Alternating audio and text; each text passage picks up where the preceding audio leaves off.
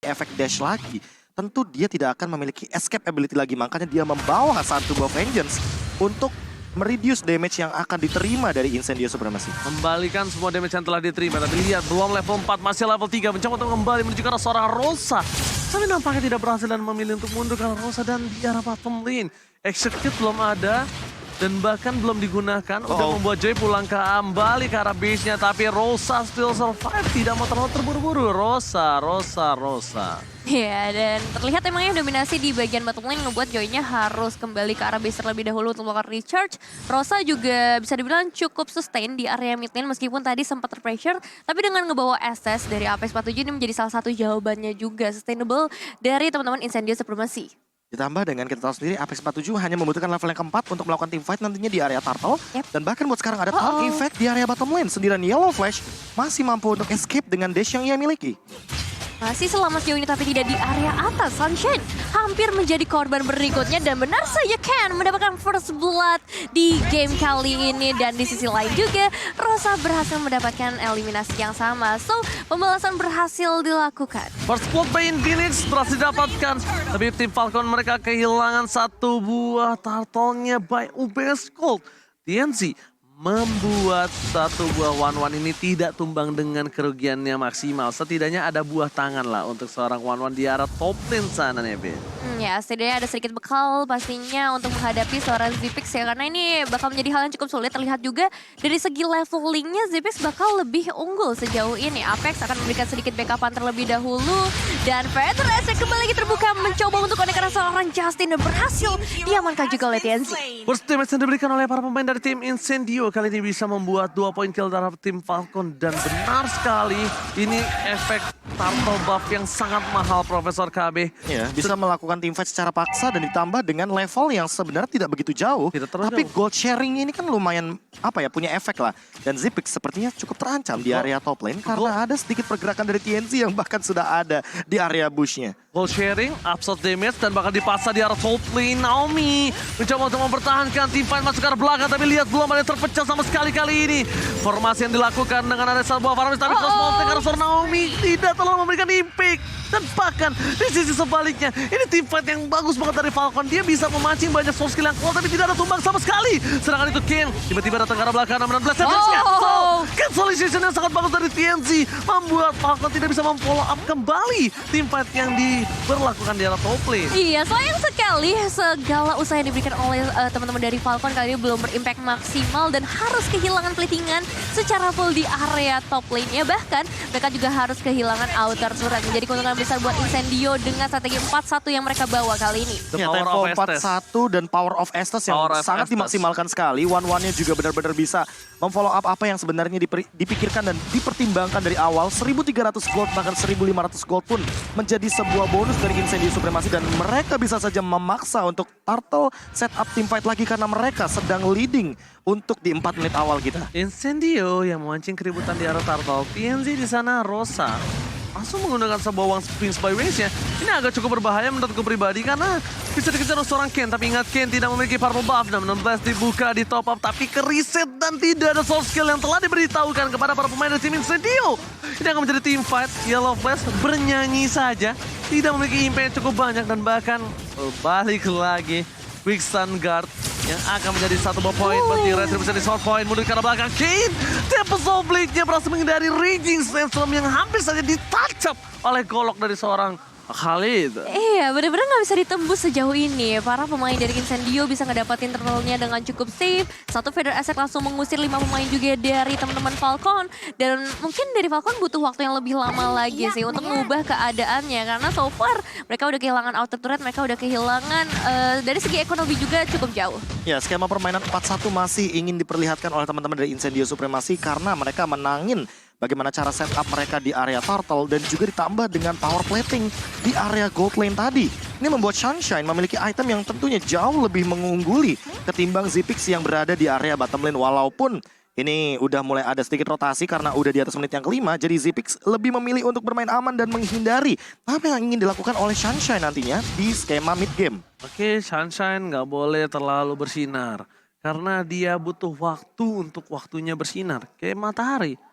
Waktu yang tepat ketika lewat senja. Itu malah redup ya. Sorry, salah. Kan namanya juga Sunshine ya. Ya. Oke, kalau gitu kita lihat di arah top lane sana akan coba ada perebutan ke arah satu orange buff yang nampaknya membuat seorang Ken. Oke, dibandingkan gue harus kehilangan poin kembali dan akan coba mundur.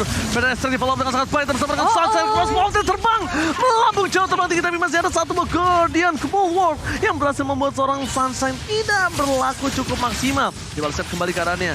Heavy crossbow, Tianzi terlalu masuk ke arah belakang dan tidak ditemani oleh seorang tetap ternyata. Oh my god, sampai 47 save the day. Dibalikan kembali karannya, fokus ke arah depan. 1 poin telah didapatkan dan ternyata Tianzi still survive.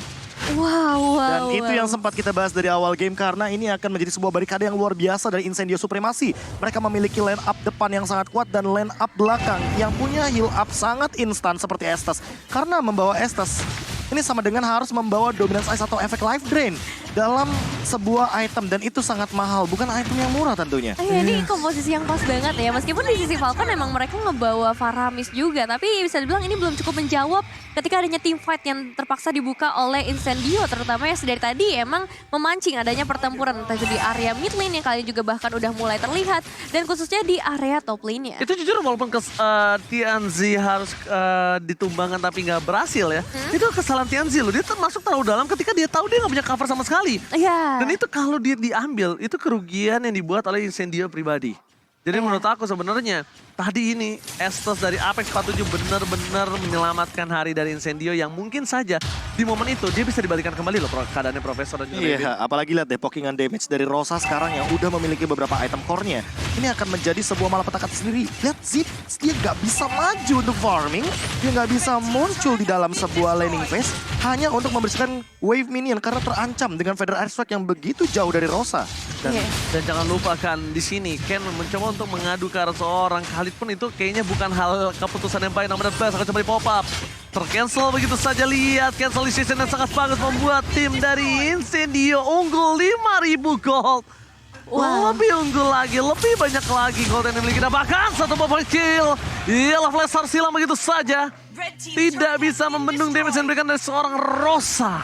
Wow, padahal sebenarnya Naomi ini diharapkan untuk menciptakan momentum karena dari bayangan mereka juga Incendio bakalan sering banget ke arah teamfight dan memang terbukti dari tadi mereka ngebawa metode 4-1 di dalam game kali ini. Tapi dengan gap seperti ini nampaknya strategi 4-1 udah bukan jadi prioritas mereka. Incendio udah terlalu unggul juga dan kita bakal lihat instant replaynya by Infinix Note Series. Ya, ini dia sebuah setup yang begitu matang yang di follow up dengan cepat juga bagi Rosa karena dia sudah langsung merespon apa yang dilakukan oleh Alien dengan satu Raging Sandstorm yang sangat on point sekali. Dan Ken hanya memiliki satu winning condition yang tersisa. Split push dengan formasi 4-1 dengan syarat teman-teman dari Falcon mampu untuk mempertahankan bagaimana serangan yang dibuat oleh 4 pemain dari Incendio Supremacy. Itu pedang keduanya aja terlalu sakit. Tapi lihat di arah bottom lane akan ada ganking terhadap seorang Khalid. Dan di arah top lane mereka harus mendapatkan satu buah lord setidaknya. Ini yang bisa dilakukan oleh para pemain dari tim Falcon dengan under kondisi hingga 5.700 Nevin. Gak ada lagi yang bisa mereka lakukan selain memaksa tim fight ke arah seorang DJ Khalid on the floor. Iya, mau nggak mau. Soalnya kalau mereka kontes ke arah Lordnya, menurut aku dari segi team fight, Falcon bakal tetap tidak diunggulkan dalam situasi-situasi tersebut. Dan ditambah dengan Holy Crystal yang sudah ada di tangan dari Rosa. Ini dia sebenarnya malapetaka bagi teman-teman dari Falcon. Karena sekali aja kena Federer Airstrike, kalian bisa bayangkan betapa besar damage yang nanti akan diterima. Dan bahkan itu belum Federer Airstrike. Udah tidak ada Faramis kembali. Ken ini sedikit bingung untuk mencoba melakukan follow up karena tidak bisa. Dia bisa lakukan. Dia bisa melakukan masuk Tempest Oblate, tapi itu hanya mengeluarkan source skill yang harusnya dia lakukan ketika defensif di arah top lane. Terlalu berbahaya, terlalu beresiko juga, apalagi Lordnya kali ini udah mulai mendekat dari sisi top lane-nya. 5 pemain dari Incendio juga udah mulai bersiap-siap. Pastinya di sisi yang berbeda karena Alien masih dikirim di bagian bottom lane Ranger Mas. Alright, top lane, TNZ masuk terlalu dalam, berhasil mendapatkan kill. Please tidak mau masuk, terlalu terburu-buru karena mereka menunggu Lordnya masuk ke arah base yang dimiliki oleh tim Falcon. Sedangkan di arah bottom lane, base turretnya kembali telah pecah dari pasif yang dia miliki, Nevin. Wah, ini bakal jadi satu bahaya juga ya ketika base rate-nya udah mulai terpecahkan, tapi masih ada Magic Sentry pastinya yang bisa dikeluarkan untuk setidaknya mendapatkan informasi penting keberadaan dari Incendio dan memaksa mereka keluar dari tempat persembunyian tersebut. Vader Esther dikeluarkan, all in di depan sana. Tepat ke DJ Khalid, berhasil mendapatkan execute-nya. Tempo Soul Bang for defensive, base turretnya still survive, tapi ini tidak langsung lama karena lihat Alien dengan Quick Sun Guard-nya kembali lagi bertengger dengan keras dan menjadi badan dari tim Incendio. Kali ini tidak ada source kill yang bisa mereka lakukan. Minion akan di-clear dengan cukup cepat dan ini akan memaksakan mereka mendapatkan satu point kill lagi dan bahkan menurut gua mereka harus mundur. Kalau mereka memaksa masuk, mereka bisa dibalikan keadaan karena tim Falcon sudah kembali hadir dengan 5 personil yang benar-benar siap membalikan keadaan. Wah, momen yang benar-benar menegangkan karena kali ini ternyata Falcon masih bisa nge-clear semua minion wave-nya dengan cukup baik dan membuat dari Incendio juga cukup kelimpungan untuk bisa melakukan commit push, membuat mereka juga harus lebih disiplin lagi, lebih sabar lagi sejauh ini. Dan buat kalian juga yang lagi nonton nih bisa banget dapetin diskon sampai dengan 90% dari Grab dengan scan kode di bawah ini atau pakai promo grb.to/m4. Yes, dan kalau kita melihat bagaimana skema permainan dari Incendio Supremacy, mereka sadar betul bahwa hal yang tersisa dan bisa dilakukan oleh mereka adalah menunggu bagaimana Lord ini muncul. Karena memaksakan team fight menurutku tidak akan menjadi sebuah jawaban bagi Incendio Supremacy, apalagi ketika berada di dalam keadaan yang ternyata pick off-nya bisa dilakukan ke arah Rosa karena dia membawa Purify, bukan membawa Flicker. Rosa dikejar begitu saja dan bahkan di depan sana Lord Enhance telah muncul.